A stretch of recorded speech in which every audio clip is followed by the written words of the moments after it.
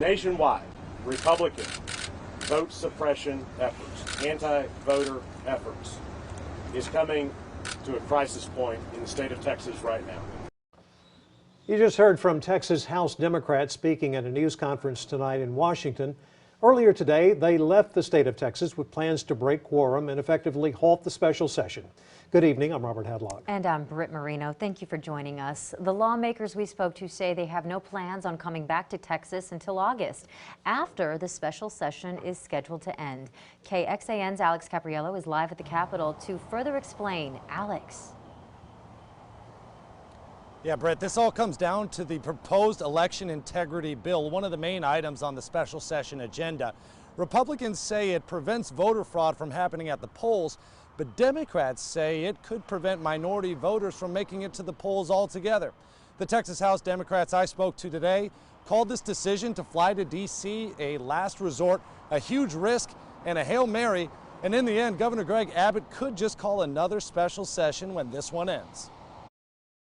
The Democrats must put aside partisan political games and get back to the job they were elected to do. We will do whatever we have to do to fight back against Texans losing the freedom to vote.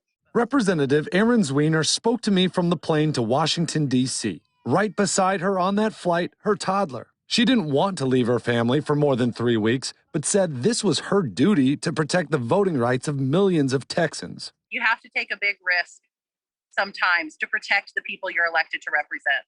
That's what we're doing today. We are putting it all on the line to try and protect our constituents and their freedom to vote. Democrats ultimately hope U.S. lawmakers will step in and provide voting protections to Texans. But Republicans say their colleagues are abandoning their responsibilities to their constituents. Representative Mays Middleton filed a constitutional amendment today that would restrict pay to anyone who broke quorum. You have to show up, and you show up even when you disagree with the policy. And that's the problem here is I know the Democrats have said they don't like the election integrity bill, but you're supposed to be there to debate that. The last time this happened, 2003. That's when Democrats crossed state lines to Oklahoma to protest redistricting. Lawmakers eventually passed the new maps later that year, but former Democratic leader Jim Dunham told me it was all worth it just to bring national attention to their mission. When we did what we did, it got a lot of national and even international attention, and it shone a spotlight on what they were trying to do to manipulate the electoral system. And that stopped other states from moving forward and doing something similar.